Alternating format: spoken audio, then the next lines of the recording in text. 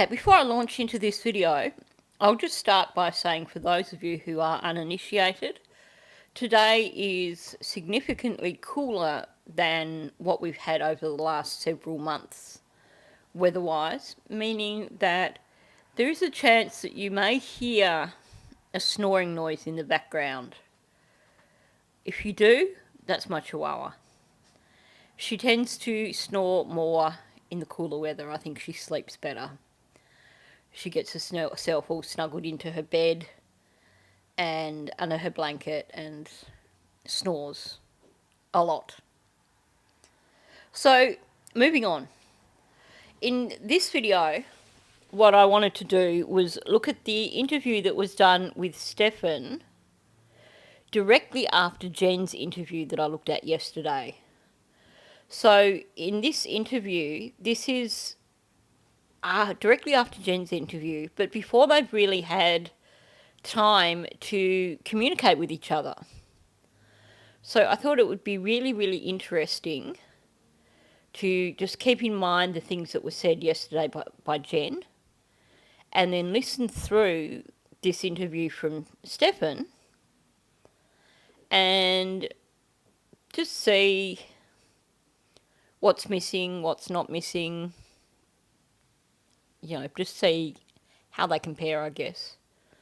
But also just to listen through and listen to how Stephen originally put this story. I have to say, I am always extremely triggered listening to this guy. That is why you'll notice that the majority of the videos that I do are not based around Sterns, because the sound of his voice just does my head in completely. So I will understand if you choose not to listen to this video because you, like me, are so triggered by him that you just can't stand the thought. But on that note, I'm going to jump in and share my observations from this particular interview. So this interview was the 27th of February, and it was around 12:06 p.m, I believe. So Jenn's interview was 11:16, and it went for roughly half an hour. So they may have had about 10-15 minutes communication time between them. Possibly. We don't know what was going in between times when these interviews occurred. But very close together. Not like they've had that 4-hour sit in the car when the apartment was shut down. So, and also very early on after Maddie went missing, so not a lot of time for coordinating stories. So on that note, let's just jump in. Tuesday, February 27th, 12:05 hours for OCSO case 24-011313. It's Detective Hunt. Can you state your full name? Stephen Sterns. We're in front of... All right, Stephen. Real quick, do you swear to affirm that everything you're about to tell me is the truth? Yes. Perfect. So you know kind of why I'm out here, right? Mm-hmm. Involving... Yes. When is the last time that you saw... When I dropped her off yesterday morning. Okay. About what time was it? Approximately sometime between 8:25 and 8:40-ish is when I dropped her off. And where were you dropping her to? I was taking her to school. Got it. And it's my understanding that you dropped her off, like, a little bit away from school? Yeah, she sometimes likes to get dropped off a bit down the road away. She likes to walk over and catch up with her friends, or just not being seen, getting out of a hoopty in front of school. Okay. So you'll note in this interview, this is before he starts really trying to tweak his story after they call him out on the timeline. So in this interview, he's supposedly dropping Maddie off between 8:25 and 8:40, meaning that he left the apartments at sometime after 8, which we know is utter BS anyway. The thing that I noticed, we know for a fact that Stephen well, we're pretty certain that Stefan had not dropped Maddie off at school before. And here is the first instance of him and Jenn using almost identical language. Maddie doesn't like being seen in a hoopty. She doesn't like being dropped off in a hoopty. To me, that sounds like a word that Stefan would use, probably something that he's got from his parents. It sounds like something that Chris would say. So I'd say that's why he uses such a outdated, old-fashioned word. But definitely, it's interesting that straight up we have agreements in terms of their stories are so similar there. And I'm going to do a video where I put these side by side, but it just really stood out to me just right there that we have them both using the term hoopty, which is really not a common term to use.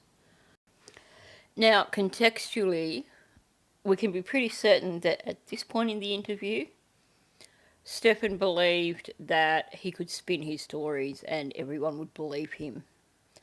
So I think this is possibly one of the more crucial interviews to listen to see what his initial story was and to try and listen for any leaks in what he's saying.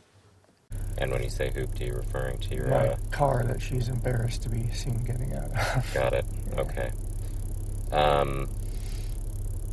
Where did you drop her off at? Do you remember approximately? It was... You're good.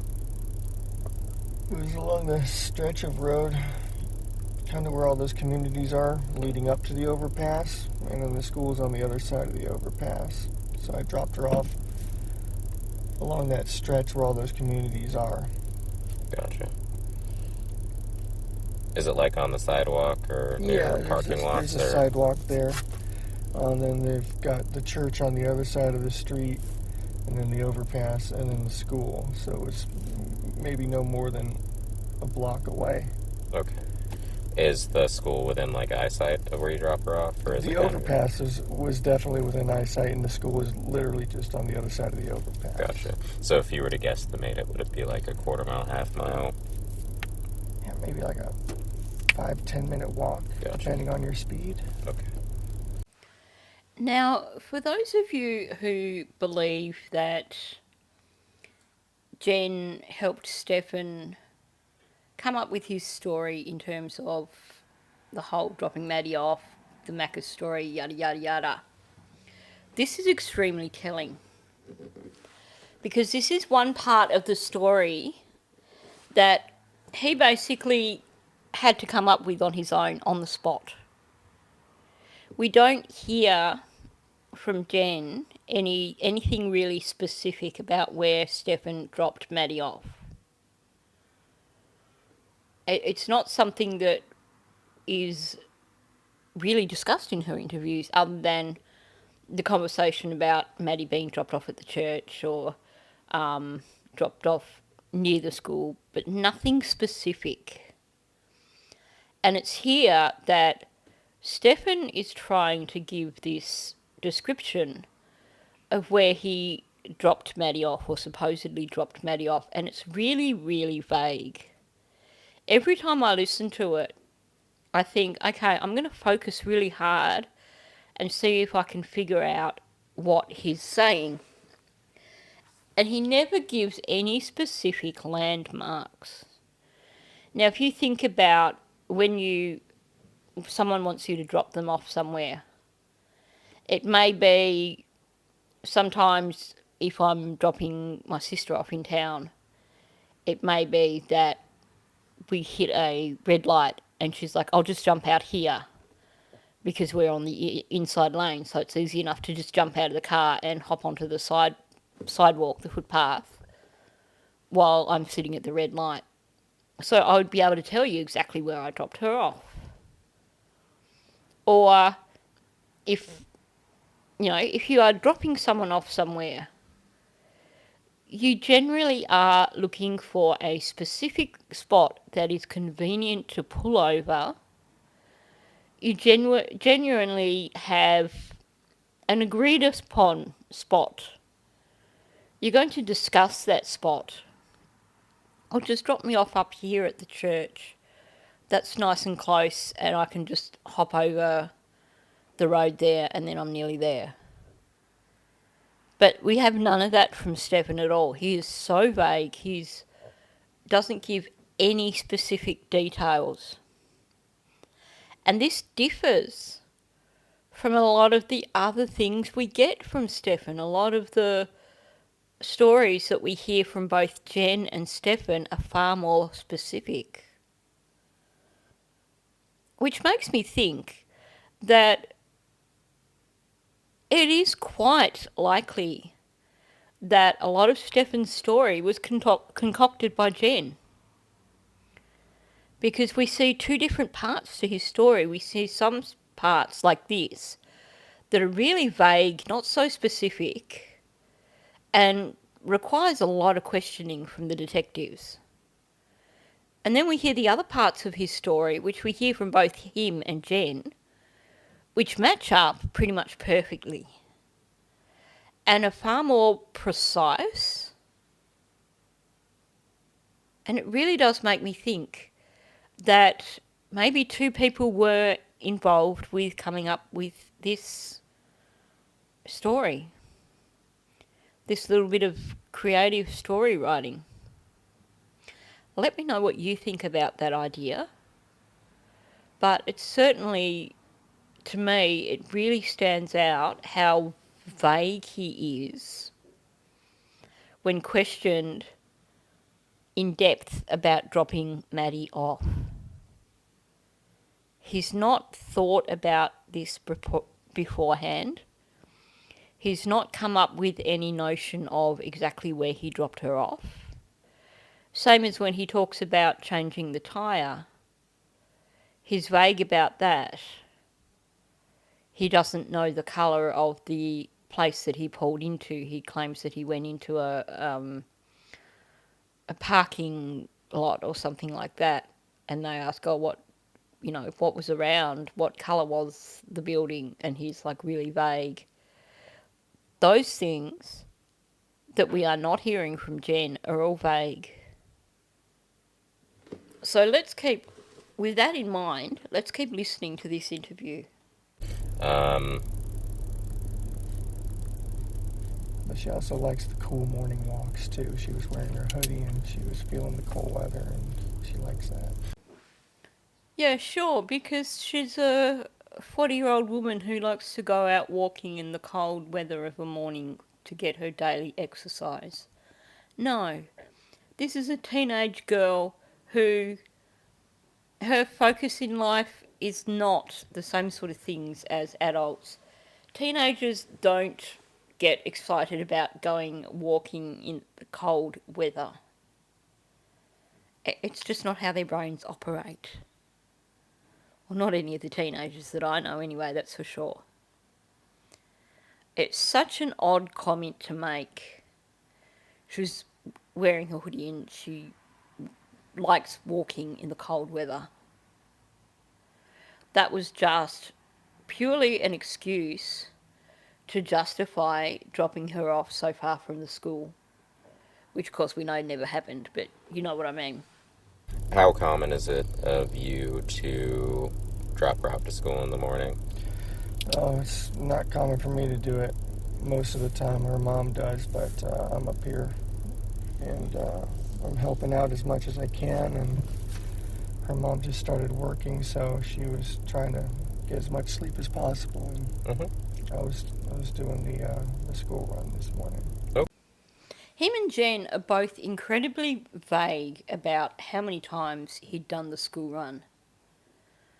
Not once do you hear either of them say this was the very first time, because obviously that would look suspicious as hell, that the first time that this guy did a school run was when Maddie went missing. So instead you get vagueness from both of them. And at this point in time, not so much agreeance, because neither of them really know what answer to give here. But we do get agreements on, yeah, she needed as much sleep as possible. Again, BS. I said this in yesterday's video. She had an appointment, supposedly an appointment. I've never heard of actually needing an appointment to get blood work done, but anyway. She had this blood work appointment that she went to, and it was on Town Loop. Now, correct me if I'm wrong, but isn't that where the school is also, on Town Loop? And her appointment was scheduled for, I believe it was 10:30. But when you look at the phone data, she was in location. She was there in the car park at 9:45. Maddie's school begins at 9:30 or 9:28. They have weird times for starting and finishing. She could have easily got up half an hour earlier, 15 minutes earlier, still got Maddie to school on time. So this just does not ring true. In fact, when you think about it, given that Jenn claims that she just sleeps in her street clothes, couldn't she have still gotten out of bed at 9:10, rolled out of bed, and just directly taken Maddie to school? Still would have made it on time for her to get to school. And maybe just reschedule your appointment for a more practical time that fits in with getting your child to school. There's just no logical reason for her having Stephen drop Maddie off. Okay. Do you live here? Do you live somewhere else? Or what's that look like? I live here, but I split my time between here and my parents' place down south in Northport. They're getting on in years and they need some help. Got it. Okay. For how long have you lived here with them? Oh gosh, years now, a couple years maybe now. Okay. I can only imagine that the reason that he claimed that he lived there still was basically to elevate his status. He doesn't want to admit that actually him and Jenn broke up well over 12 months ago. He moved out 2 months ago. He's only been back a few times. He doesn't want to admit any of that because it gives him less status with connection to both Jenn and Maddie. And right now, he wants to be at the forefront of things. He needs to be in control of the narrative at this point in time to protect his ass. And if he's just a ex-boyfriend who just happened to be visiting, that makes it harder for him to control the narrative. But it also puts the spotlight more on him. And I think he is devious enough to understand that. And what does your time splitting look like? Are you here for days, weeks, months, something else? Weeks at a time, yeah. And so, I guess, when did you arrive this block of time that you were here? Day before yesterday, actually. So, Night before. Saturday? Yeah. I think. So you got here Saturday night. Again, the lies. This time he's saying that he's here for weeks at a time. And I was thinking about the fact that him and Jenn both seem to have said that he got there on the Saturday, and I was just kind of trying to figure out why that lie occurred. Because, well, is it a lie? We haven't got any data showing exactly what movements occurred with that vehicle prior to the Sunday night. We have information from Chris Sterns saying that Stephen was on his computer at their home on the Sunday, shortly before leaving to go to Kissimmee. And according to Chris Sterns, he places Stephen at arriving in Kissimmee sort of late afternoon, early evening. So even earlier than 8:45. We do have some data that shows him arriving at the townhouse around 8:45, but that doesn't necessarily show us where he came from. I do think that he did arrive on the Sunday, simply because I think him and Jenn are far less credible than Chris in terms of timeframes. Because even though Chris has very clearly lied and stretched the truth, we hear in one interview where he's basically gone through his phone and written down times based on his phone. So in terms of accuracy in timelines, of the three of them, I think the better one to listen to is Chris. So that begs the question, why did they need to say that he arrived on the Saturday? Well, here's what I think. The thing is, we know he wasn't invited to Maddie's birthday party. That's a certainty. We know that, well, we don't know how Maddie got to her birthday party. That's not something that's been answered at any point in time. I find it important, but maybe other people don't see it as overly significant, but I would like to know. By having him arrive on the Saturday, are they trying to separate him from something occurring on the Sunday night? In other words, did whatever occurred to Maddie occur because he'd only just arrived? I don't know where to go with that one, but it's just a thought. But also, we have this whole story of he's supposed to be there to support Jenn while she's working. And we know that she wasn't working Monday and Tuesday. She was working on the Sunday. Possibly working on the Saturday. We haven't been given an answer to that.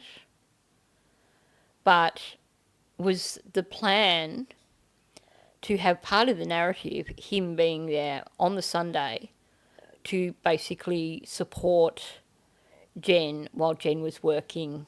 In other words, meaning that would excuse the fact that he was there, going to be there, for 2 days before Jenn had to go back to work. Because it just makes no sense for him to have arrived on the Sunday night when Jenn didn't have to work the following morning.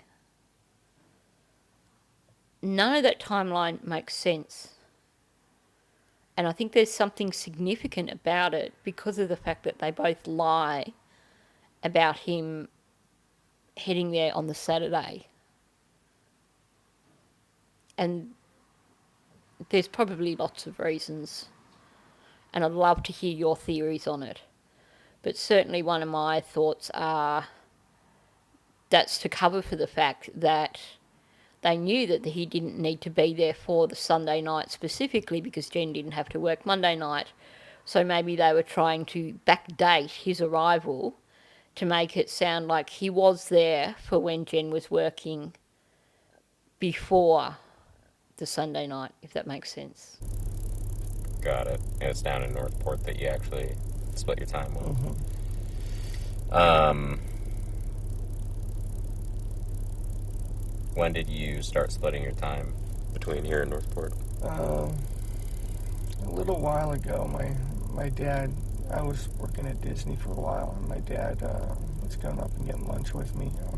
Started discussing how, they're getting on in years and they're going to need some help soon, and they'd really need me to come back down and help them out. And, was that this year or last year? Last year heading into this year, yeah. Gotcha. So like December-ish. Yeah, they're already making end-of-life plans, so... Oh no, I'm sorry to hear that. Yeah, at least they're getting a plan together now. Now here's a rather chilling thought. Because I always found it rather sickening the way he spoke about his parents making end of life plans and getting it all together now. Well, we've seen them in the interview with Hidden True Crime. We've seen them in the flesh. Yes, Deb Stearns looks a little bit unwell. Chris Stearns looks like he could go on for another 10, 20 years. They certainly don't strike me as a couple who are making end-of-life plans. Deb is still very active with her dogs, for starters, and you certainly have not heard anything from them along those lines. It's utterly preposterous to believe. He had been stealing from them for a while. He knew that Chris had money stashed away in the house. I'm going to guess that Chris and Deb probably own that house outright, given their age and given Chris's work. When someone starts talking about their parents making end-of-life plans, it is disturbing. And I can't help wondering if he had thoughts in his head about end-of-life plans for his parents. We know that he's capable of killing. And I know it's a disturbing thought to consider, but it's a disturbing thought to consider to hear someone talking about their parents making end-of-life plans when we know full well that they weren't doing so.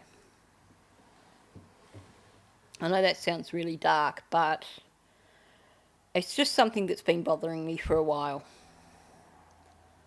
Now, we get different stories from every front with regards to Stephen moving back down with his parents.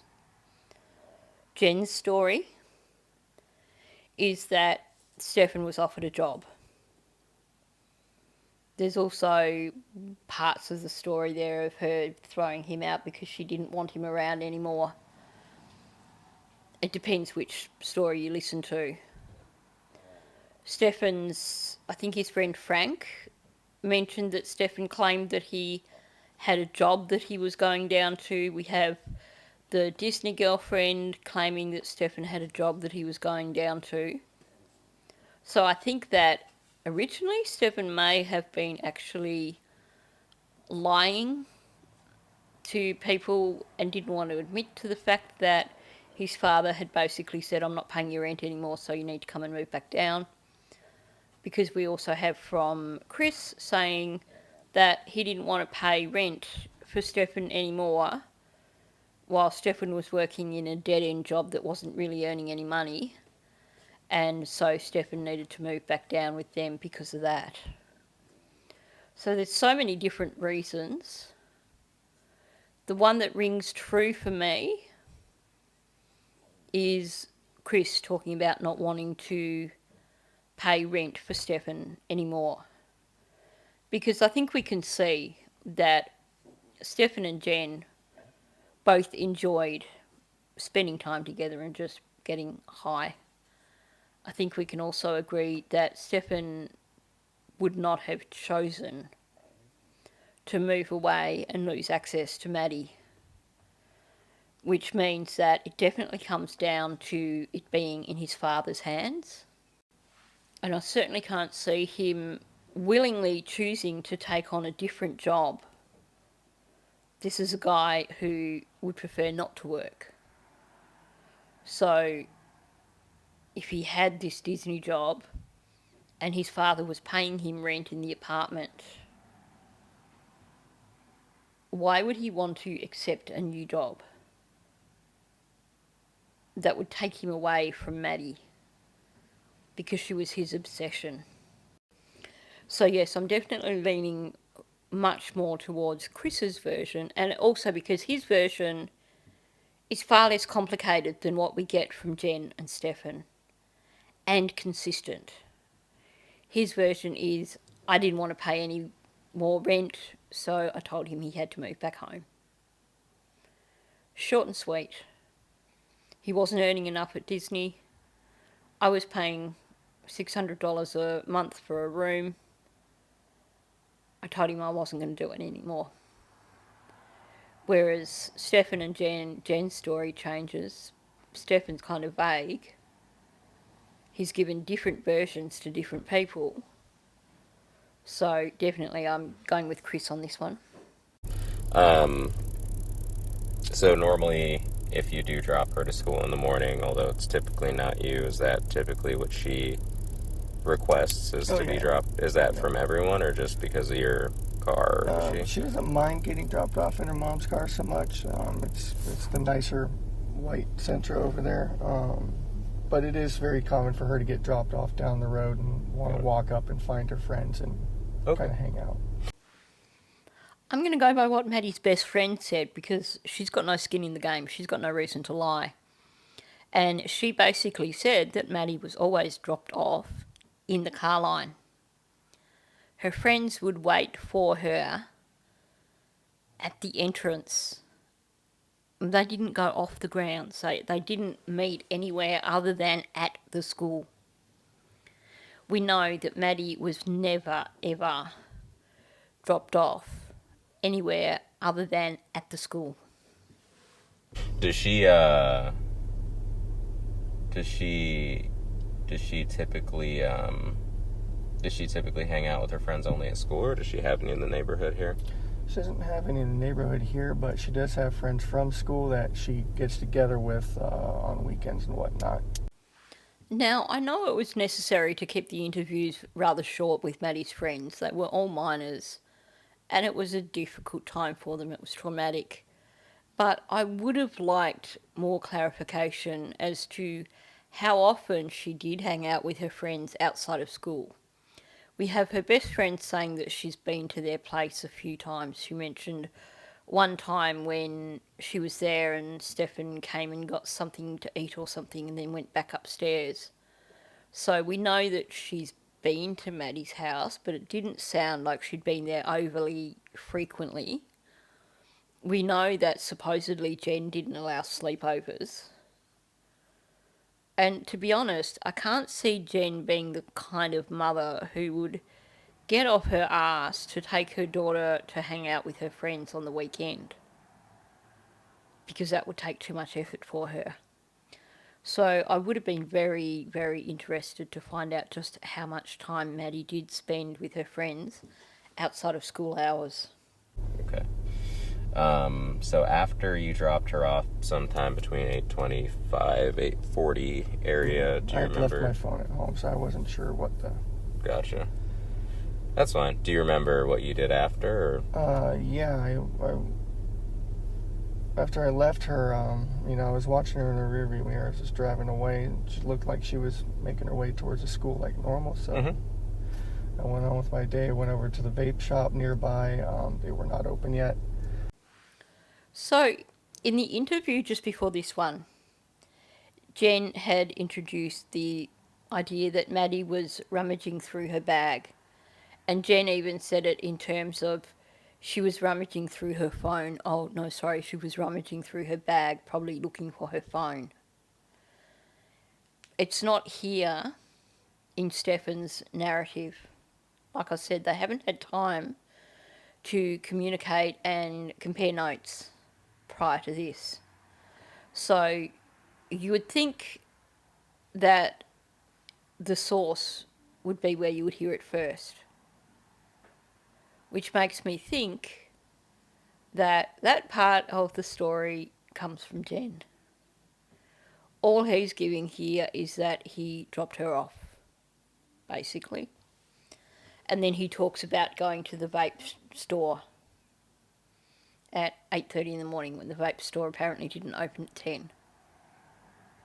And again, we have his part of the narrative that's all jumbled up and it doesn't run straight.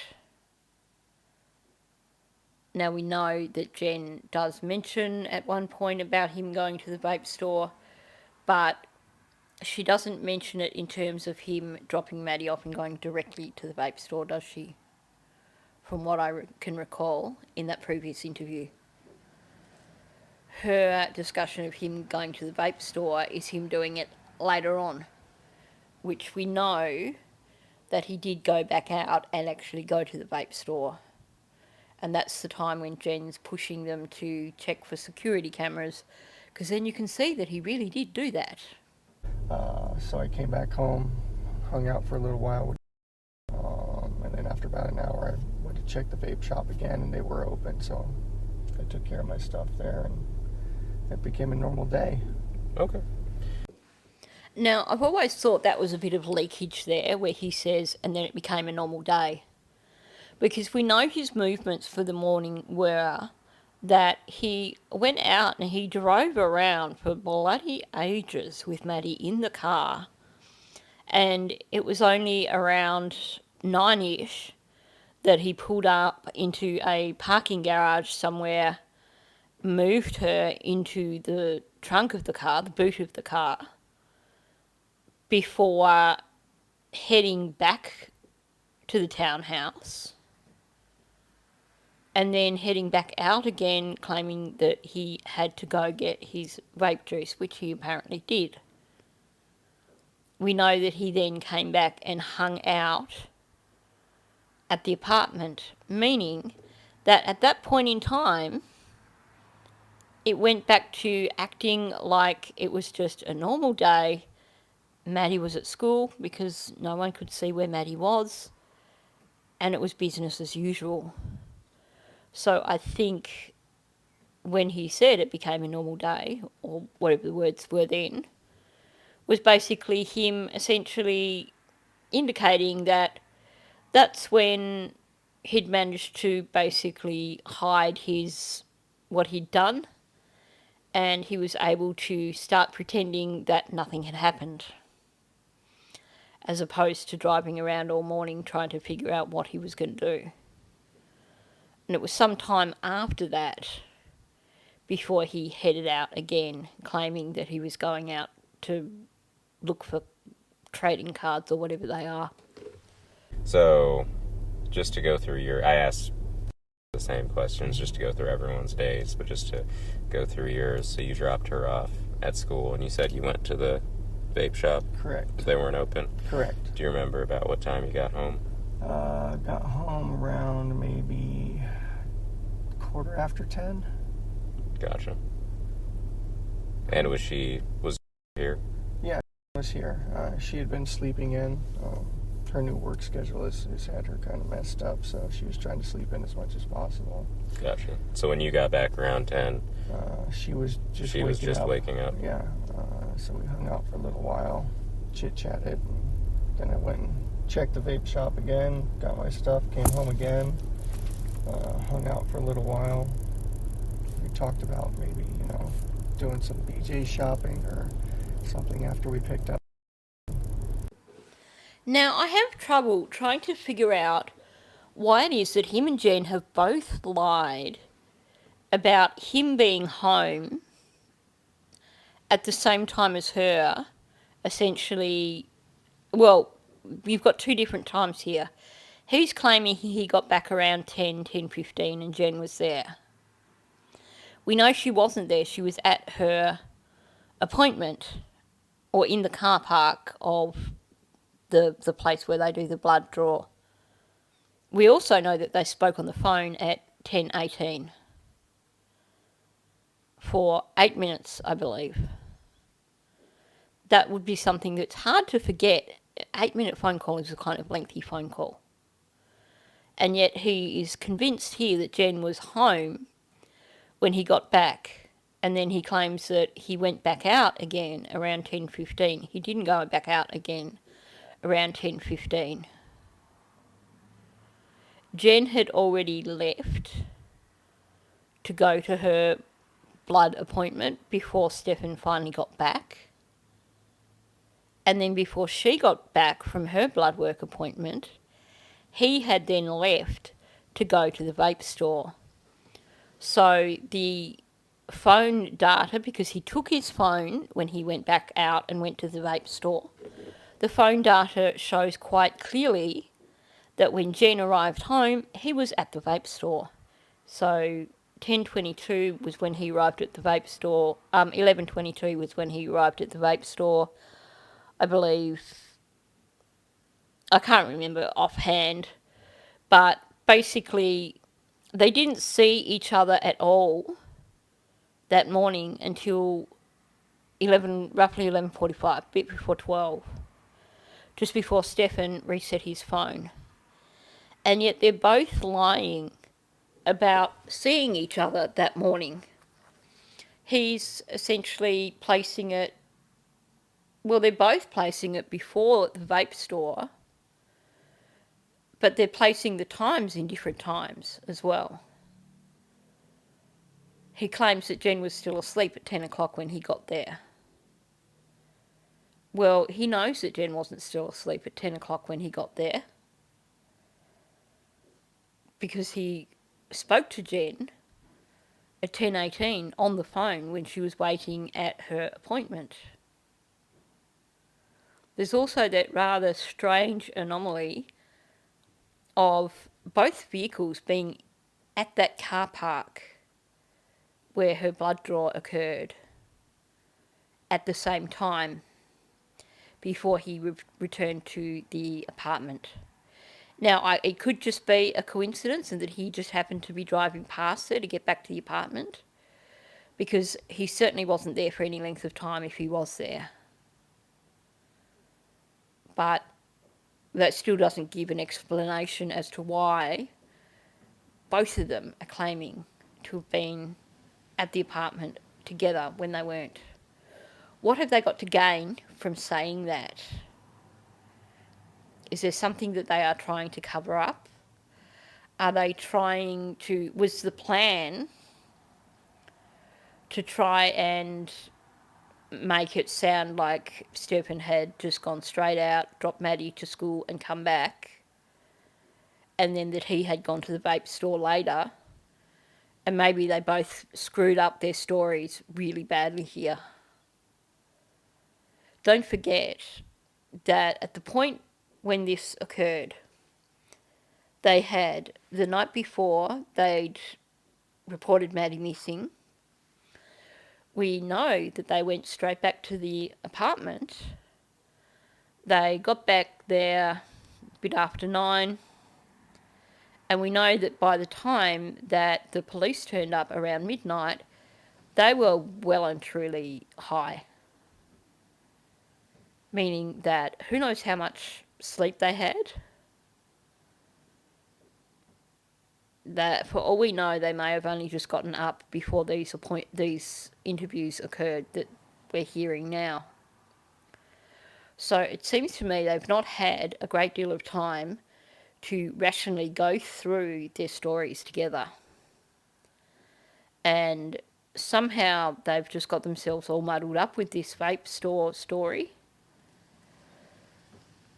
And they just can't get it right. I think the story was meant to be that he dropped Maddie off, got back in time to hang out with Jenn before she headed off to her appointment, and then that he went to the vape store after that. But he's just got himself so confused. She got herself so confused, and they've both basically screwed up the timeline completely. I can't think of any other reason why they would have lied about both being there together when they weren't, other than simply they were trying to lie to cover the fact that he was driving all around the place, trying to lie to place him at the townhouse when he actually wasn't, he was driving around, but they messed up their stories. If you've got another theory, let me know. I wish that the detectives had pushed Jenn with this, because once she locked it in, she kept going with this story about him being there when she got back from her blood work appointment, And we know that he wasn't. She even describes what he was wearing, and she talks about him sitting at her desk, which is all pure fiction. So there's definitely something going on here between them.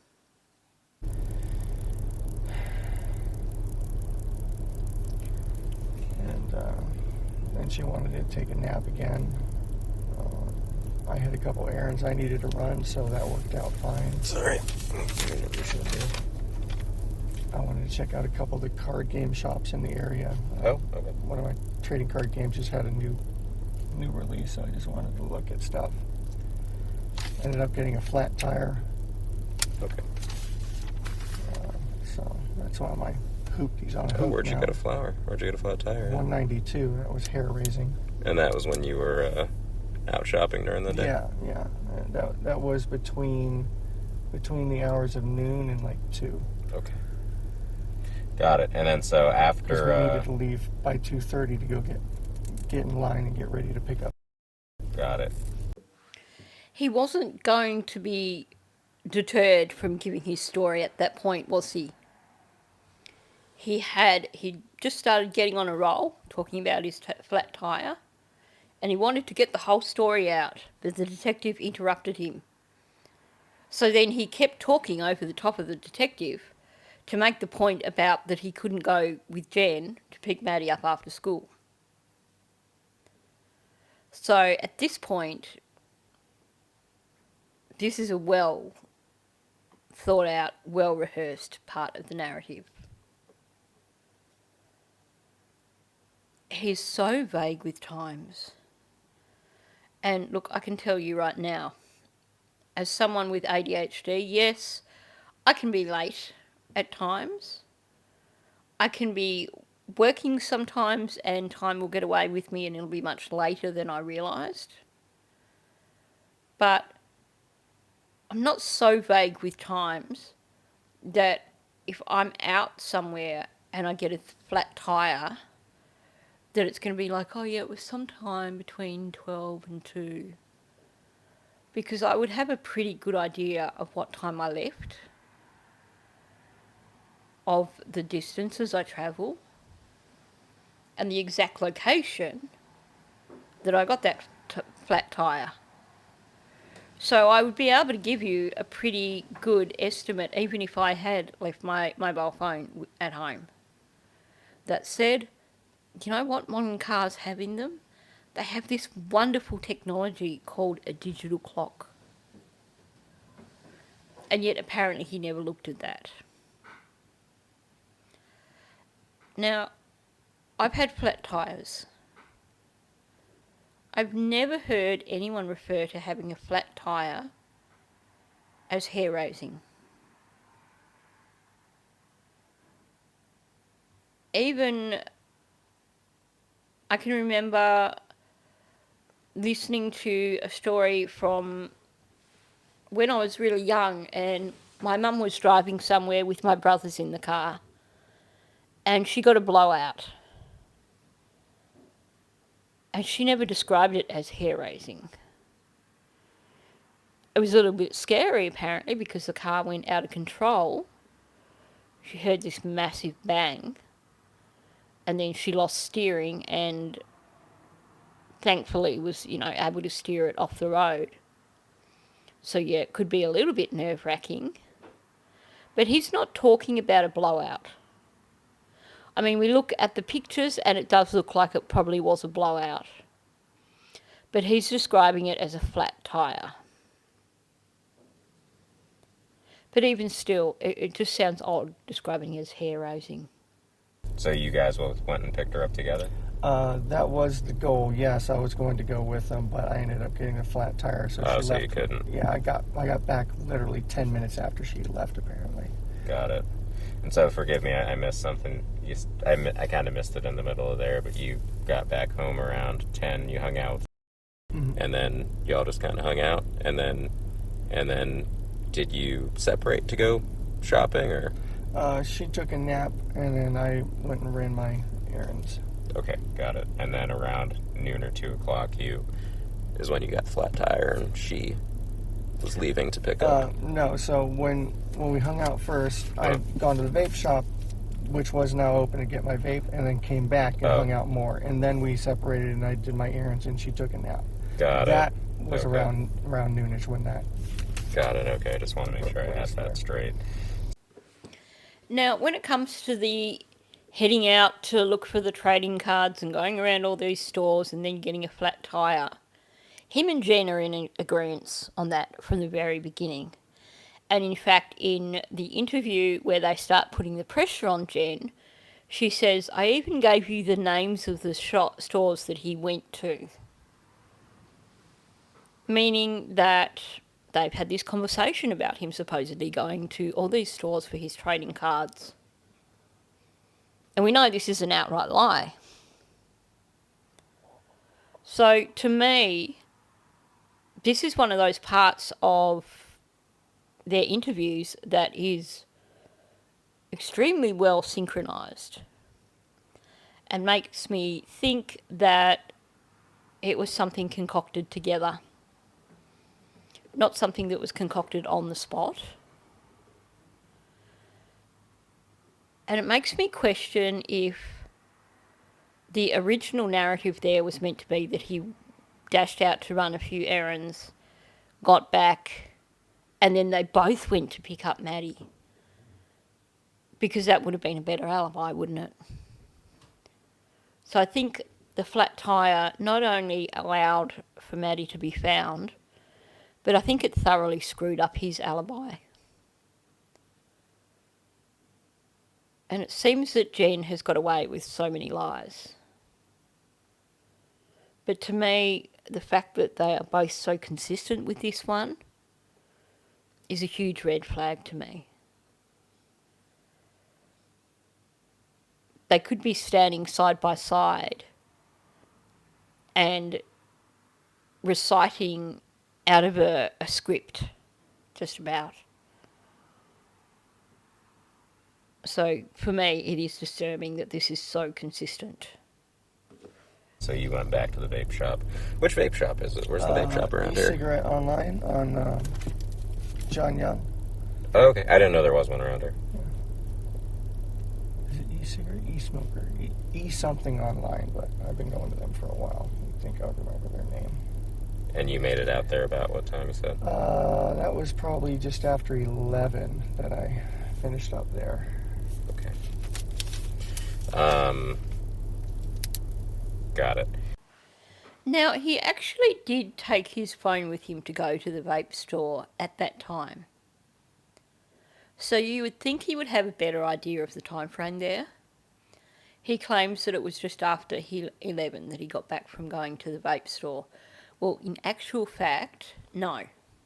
Jen got back to the apartment around 11. He had already left to go to the vape store at that point in time. He didn't get to the vape store till, I think, 11:22. No, Jen got back later than 11, I'm pretty certain. Either way, they did not meet at the apartment at that time. And he was at the vape store much later than 11. I think it was 11:22. So, for some reason, it's important to them to change that morning timeline.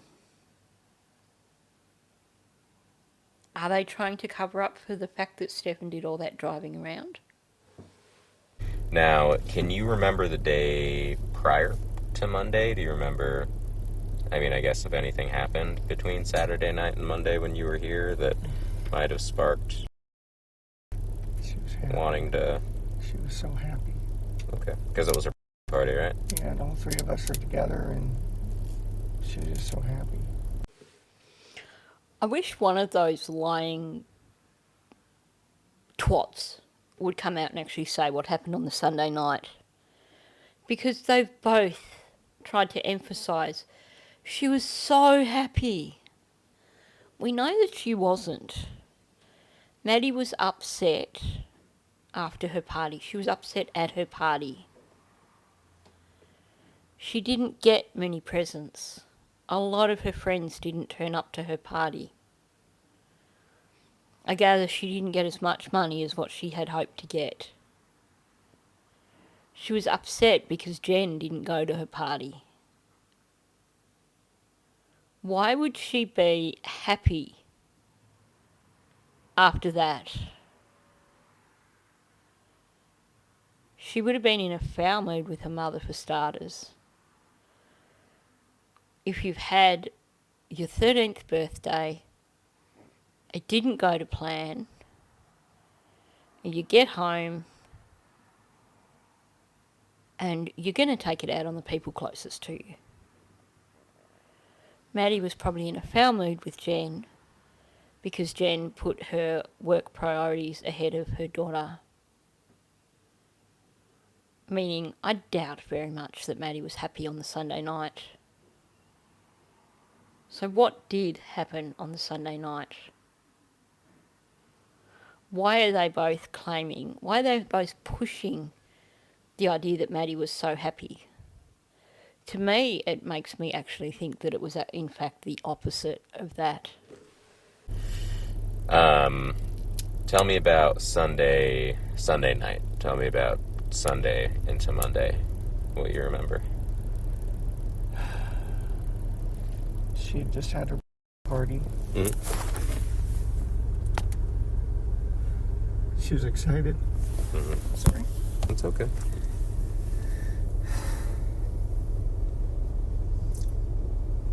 Just talking about crushes and her singing that was coming up, and he wanted me to come see her sing. Mm-hmm. But nothing bad. She was just happy. She was very happy. Everyone was happy. So, given what we know, we can be pretty certain that she wasn't excited on the Sunday night. So that's something that he has inserted there. And it makes me think that he's trying really hard to make it sound like Maddie was really happy on the Sunday night, which suggests the opposite to me, basically.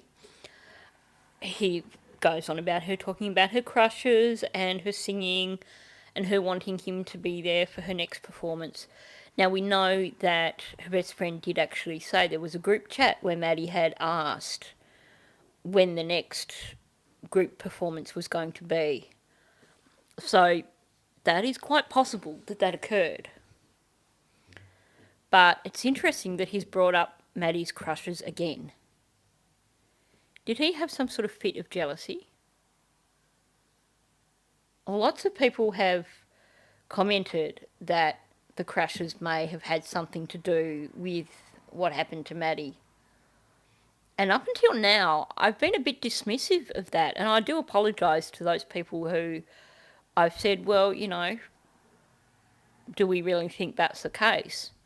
But the fact that he's brought it up specifically in relation to the Sunday night does make me re-question what I'm thinking here. Especially when, after talking about crushes and her singing, he says nothing bad. Now, that's a really odd thing to say, because according to what we've been told, Maddie didn't go missing till the next day. She didn't go missing until after she had been dropped off near the school. And the narrative that they're trying to push is that she must have been abducted. In which case, you wouldn't expect there to be anything bad. So why the need to bring that up? Especially following it up with, she was just happy, everyone was happy. I think there's some leakage here. I think if we really listen to what he's saying here, there was definitely some sort of tension occurring in that townhouse on the Sunday night. And it sounds like it wasn't just Maddie who was unhappy. because we know she was unhappy. I can't see her, particularly given that on the Saturday she was telling Yolanda that she didn't want to go home and she was in tears. I can't see her being excited about being home on the Sunday night. And I do suspect that there was tension there. Could there have been tension over the crush? Could he have gotten jealous? Become angry? Quite possible. Could there have been tension between her and Jenn? Highly likely. And I think what we're being told here is that there was tension and something bad did occur.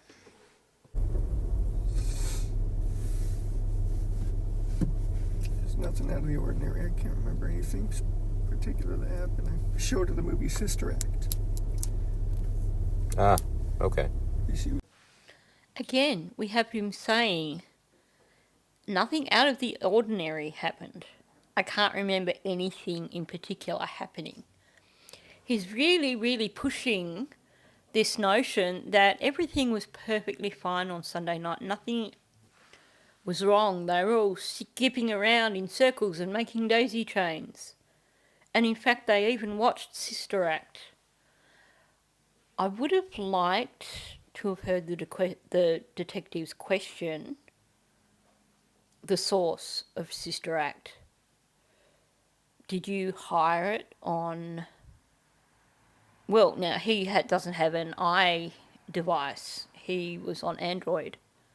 So he didn't hire it on iTunes. Did he hire it on YouTube? Is it available to hire on YouTube? I don't know. Did he magically produce a DVD out of his backpack, which then was not anywhere in evidence? Was it just conveniently streaming somewhere that particular night? I just wish they had have queried that a little bit more. Although, that said, was this meant to be part of the original narrative? Was this meant to be that Jenn sent them upstairs because they wanted to watch Sister Act and they didn't quite get their narrative sorted out here? He didn't basically push the fact of, well, we slept upstairs because we wanted to watch Sister Act and Jenn wanted to get sleep. Because don't forget, like I said, these guys had gotten wasted the night before. They probably hadn't slept well. They probably hadn't had a lot of time to work on their stories. So it's possible that there were holes in their stories at this point in time. So him introducing the Sister Act idea, was this intended as a way of introducing the notion of them going upstairs to watch a movie together and they wanted to watch Sister Act and Jenn needed sleep because she'd been working? But they just got it all horribly, horribly wrong. Singing so well, I told her she reminded me of the choir. When they got their stuff together and started singing better, I wanted to show her. Gotcha. So Sunday night, how do you decide, like, who's going to get her ready for school in the morning and everything? Her mom requested that I take her to school in the morning so she could sleep in as much as possible. Okay. I agreed. I've done the school run a few times before. It's not usually my forte, but I don't mind helping. And so... Who says that? The school run is not normally my forte. In other words, what you're saying is that normally you're too lazy to do anything like that. So you let Jenn do it. That act of incompetence. Oh, I wouldn't know where to drop her off. I haven't had any sleep. I don't think I can do it. I can imagine all of that from him. But saying it's not your forte, I mean, seriously, can you follow instructions? Let's not forget that Maddie at that point was 13. she was quite capable of giving instructions on how to drop her off at school. All you had to do was drive your car. I think what he was actually trying to do here was trying to explain the reason why he's not done it very often in the past. Why, in actual fact, this is the first time he's ever done it. He wants to make it sound like it's something that's a bit beyond him. But he did it this once because Jenn desperately needed a chance to sleep in. So it's his way of dancing around the fact that it's not normal for him to take Maddie to school. Shared with me, typically you normally sleep in the upstairs guest bedroom. Yeah. And then she and will sleep together in her own bedroom. Correct. But Sunday, so to get better sleep, she said she just sent you both upstairs, correct? Yeah. Gotcha. Notice how he's letting Jenn wear that one entirely. So basically, what Stephanie's agreeing to there is that he normally sleeps upstairs alone, while Maddie and Jenn sleep downstairs together. But this time round, Jenn sent Maddie upstairs to sleep with him. So, in this version, Stefan's not remotely culpable. He hasn't spoken about actually sharing a bed with the two of them. And in this version, it's all on Jenn. Which, it probably is to some extent, but it's got to have started somewhere. Okay. Do you remember about what time you went to bed and woke up? Bed probably 11, quarter after. She was so wound up after her party. And we were getting up really, really early so we could make good time getting out of the door. So we got up around 7. So it's interesting here that he describes Maddie as being wound up after her party. And if we take that in the context of her being upset for the many reasons that I've just explained previously, then wound up is probably the more accurate description of what Maddie was like on the Sunday night. He's saying he went to bed around 11:15. Jenn is saying she sent them up at around 11. We know there were messages from Jenn to him saying that Maddie needed to go to bed now at around 11:30. So, what was going on for that half an hour, presuming that they were sent upstairs at 11? What was going on that prompted Jenn to say Maddie needs to go to bed now? Does that connect with him describing her as being wound up? Yeah, y'all left pretty early. Yeah. Okay. Did you see her at all in the morning? Or was she still asleep? Yeah, I saw her a couple times. I was in and out of her room talking to her. Got it. Okay. Again, why didn't they pursue that one with Jenn? He's saying that he saw her a number of times that morning. He'd been in and out of her room talking to her. And yet Jenn's version of the story is that he came in to put the lead on the dog and then told her to go back to bed, in which case it sounds like there was no real conversation between them. And we never once hear Stefan introducing this idea of putting the lead on the dog. So what's the real story here? And that was before you left around, what time did you leave? About 8:30? No, earlier than that. We made such good time. I mean, we were so impressed. We made such good time getting out the door. I mean, we were probably out by 7:30, 7:45. Okay. That's really an important part of his narrative for him, isn't it? He starts saying, we made such good time, and then he clearly realises that he missed a bit. We were so impressed. We made such good time getting out the door. how many times did he say that? And then Jenn repeats it verbatim. It's like that was someone's brilliant idea, and this is the best way of explaining the fact that you had Maddie out in your car at 7:30 in the morning. Let's make it sound like you were just so impressive with how quickly you got ready and how you made such good time. It's all about the fake story, isn't it? And this bit is crucial to the fake story. The need to explain the reason why you were already gone when the flatmate got up. Because clearly, as Jenn said, needed to get the body in the house before the flatmate came through at like 7:45. And they knew that. So all this whole thing is just all about explaining away the reasoning why they left so early.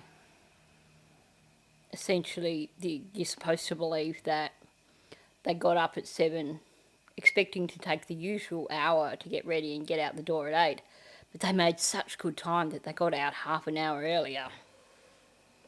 Because we wanted to get McDonald's breakfast. We'd been talking about it anyway. She ended up not wanting it after all. Got it. Has been in any trouble at all recently at home? No, not recently. No arguments that you can remember between her and Mom or her and you? Anything that's upset her? Not for a while. When was the last time? Maybe a month. Typical, mood swing stuff. She has some pretty bad PMS when she gets it, and being a teenager on top of it doesn't help. I know. Does anyone else find it really triggering hearing him talking about Maddie having really bad PMS? Like, this, just the way he talks about her. This whole, like he thinks he owns her. But some of the things he's saying are just far too personal for someone who is not a parent, who's not a step-parent, who's not even the boyfriend of the mother. And it's interesting that he says roughly about a month ago, because that also falls in, doesn't it, with, well, a little bit earlier than when Jenn was saying that there was something that went on between them on the 2nd of February. But, you could peg that 26 days, 2nd of February, 24 days, bit under a month. If you take a month as 28 days as opposed to your 30 days. So I could see that we are talking about a very, very similar time frame. So was there something very significant that occurred at the beginning of February? Something that got Maddie upset that both Jenn and Stephen were aware of? Something between Jenn and Maddie, or even between the three of them? All about it. Now, you said I think you said she left her phone, right? Yeah. Where did she leave her phone at? She left it in her room. She's ADHD. So am I, for that matter. Oh, yeah, so you left Mom. your phone too, huh? Yeah. So we try to be on top of her about that, not forgetting things, but we're also a bit forgetful too. Got it. But yeah, it's not uncommon for her to forget everything that she leave it in her room or in the she left bedroom? it in her room. She must have been grabbing her shoes or a hoodie or something and set it down, and that's just how it goes. Now, I've looked and looked and looked, and I have not seen any signs of Maddie keeping any shoes in her room. So that's a pretty poor attempt at a story there. And it drives me nuts, him trying to put them all in the same thing. Oh, we all have ADHD. She forgets, but we forget to remind her because we forget. We know this is all lies because we know that they actually looked at the data on Maddie's phone and she didn't frequently forget her phone. We also know that the phone was deliberately put in Maddie's room for some reason, possibly so that it wouldn't be spotted by flatmates, or I don't know why. Or maybe because Jenn was too lazy to go upstairs and get it, so the arrangement was that he would leave it downstairs for her. I have no idea. But we know that Maddie probably wasn't putting shoes on in that bedroom at any point in time when she was getting dressed. Because if you look really closely at the photos of her room, there is no indication that she ever kept shoes in that room. And we're still trying to figure out why there's one croc in Jenn's room. Is it because Sailor got hold of one of the crocs and so Stephen could only find one croc and didn't find the other one?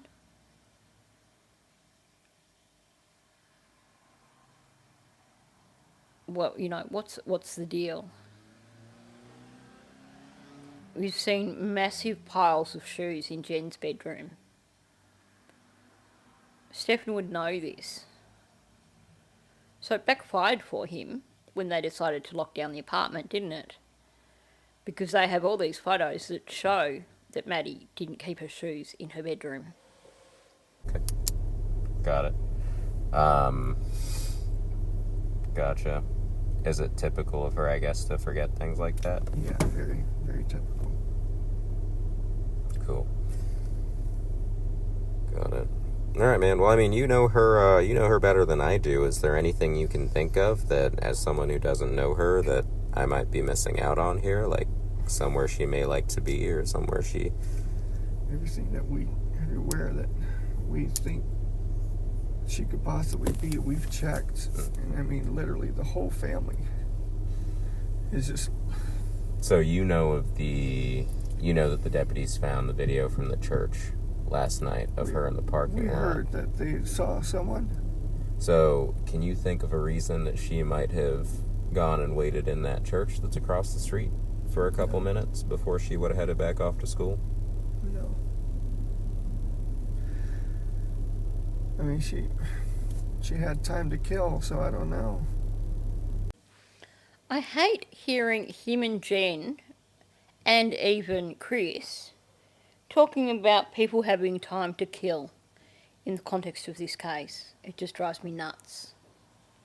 Now, this is quite telling because him and Jenn didn't have a chance to communicate over the church footage. So we have him now introducing the story that he dropped her off over the road from the church. And now that makes sense because he's already heard that they had footage that they thought could have been her. But when they ask Jenn, she's like, oh, well, sometimes she likes to get to school early to hang out with her friends, and she might have been getting there early to catch up with her friends. Here, when they ask him outright, why do you think that she could have hung around in the church car park, he's got no idea. He hasn't thought of this part of the story because he didn't make up this part of the story himself. So it's kind of put him on the back foot a bit, and he can't come up with an answer straight away. She said she was going to hang out and find her friends, but when I left her, she was on the other side of the street, rummaging through her backpack and just kind of moving towards the school area, so it looked normal. Okay, I stand corrected. So now he's introducing the part of her saying that she wanted to meet up with her friends and introducing the rummaging through her backpack. To me, the fact that he's only just introducing this in the second half of the interview, even though the opportunity was there at the beginning of the interview when he talked about dropping her off and she was just heading for the school, that to me says that this part of the story is a new addition, probably to do with them having heard about the church car park. They probably cooked it up between them quite quickly and he forgot it the first time around. And now that he's retelling it, he's adding in the same facts that Jenn also gave to detectives. I think that's quite telling. I think that shows us that this was an addition to the narrative. This wasn't their own original narrative, but this is basically what they came up with after the talk of the church video. And they seem to be in agreement once again with the story. What do you think she was looking for? I assume she was just looking for some headphones or something for her walk, but she might have been looking for her actual phone. Got it. Okay. It sounds like that was a bit of a light bulb moment for the detective. The sudden realisation that Stephen and Jenn have just given the same story. Asking him, what do you think she was looking for? And then we come out with the possibly headphones or, probably phone. And I think that is definitely an indication that this is the first point when they suddenly realise that, hang on, there's a problem with this story because we are getting identical stories. And this is, of course, what they confronted Jenn with later on after Stephen had been arrested. So they were just trying to test it out and see what part of the story Stephen was going to give them. Yeah, I mean that's all I can really think of at the moment. I think I have a phone number for you. I tried calling you earlier, but you might have just been asleep. Yeah. So sorry. No, it's okay. 256-1832. That's correct. Gotcha. What's your address when you stay down south? When I'm down south, it's 2341 Snug Street, Northport. 2 words. It's Florida. It's 34286. That's my parents' house, though. I do not like being there if I can help it. Yeah, well, I mean, it's nice of you to help them out. It's just a stressful environment full of poodles and deaf old people. I wonder what his parents think of the things that he's said about them. You know, on one hand, he's talking about them doing their end-of-life preparations, and now he's talking about how he hated being there because it was full of poodles and deaf old people. That's your parents you're talking about. These people basically covered for you your entire life. They probably kept you out of jail on several occasions when you probably should have been in jail. And this shows just how grateful you are. They're just a bunch of deaf old people. And ironically, in the letters, the communications between him and Deb and Chris, when he's actually, after he's been arrested and the jail emails and stuff, he carries on about how he misses the poodles. And he wishes he could be there to see the puppies. So this guy is so full of crap. He's just playing the victim here. He's playing for sympathy. Feel sorry for me because I have to live at home with my parents and look after them. Not, I'm such a loser that my parents decided they didn't want to pay rent for me anymore, so they moved me back home at 37 years old. But no, I made the choice to move down there to look after them because they need someone to look after them.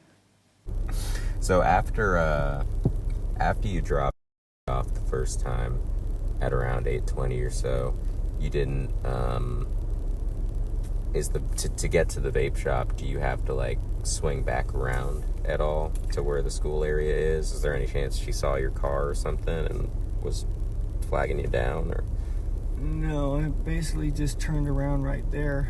okay, so there's no chance she would have like seen you from that church parking lot when you were swinging back around to the vape shop? I would have already been gone at that point. Okay, got it. Yeah, I mean, at this point, I'm just trying to figure out, what might have caused her to go there, and then what caused her to leave. Because I think she did stay there till about 8:50, just before school starts. When does school start? 9:30. 9:15, I think, is the latest that they should be there by. I think it starts around 9:20 officially. Gotcha. Is she familiar with that parking lot at all? Is that somewhere she hangs Yeah, out? I mean, or a lot of the kids will sort of rendezvous there before heading into school. No, actually, the kids rendezvous at school. And, I mean, what a dumb thing to say, because basically they have camera footage that shows one single person in the car park in that period of time, not a bunch of kids hanging out in that car park. And I would imagine that it would be like most communities where were the kids to actually be loitering before school, that members of the community would probably complain to the school, and the school would probably be cracking the whip and saying students, once they are in the area, come directly to school, they're not supposed to loiter. That's just my guess, but generally that's what you would expect to happen. Gotcha. Do you recall seeing any other kids walking in the area when you were dropping her off? We were early. Earlier than usual. She was confident that it was fine. She was just going to hang out and wait for her friends. Okay. Did she mention that to you at all? Or Yeah, did she say anything? I asked her, because we were a little early. We still had some time to go. I said, "You want me to wait with you?" She said, "No, just drop me right here. I'm going to walk up and find my friends." Okay. You can tell the detective doesn't believe him at that point. And I mean, let's be real. If you're dropping her off that early, why would you even think that her friends would be around that early? Particularly given that they come on bus, the majority of them. It's not like the buses are going to be early. So I think the cracks were starting to show well and truly. And I would imagine that they probably reviewed this, compared notes in terms of, actually, I think this is the same, I think this is Detective Hunt, and he did the one with Jen. So he's probably at this point in time just going, wow, there's something huge here, and this is just a bunch of lies, and we need to dig in, because too many things match up in their stories. When people are sharing stories about what has happened, they shouldn't be so close to being identical. And obviously, this detective is spotting this, and also spotting the illogical things that are being said. No, she's not going to be searching for her friends way before they're even going to be in the area. Which is something that she normally does anyway. It wasn't out of the ordinary, and I agreed to it. She looked like she was making her way towards the school, and I went on with my day. All right. Well, I appreciate you talking to me. I'm going to go ahead and end this. 12-23 hours. And again, he's trying to basically signal, okay, my story's over now, don't ask me anything more. Like, yeah, I dropped her off, and then I just went on with my day. Full stop, end of story, interview's over. So that brings us to the end of the Stephen Sterns interview.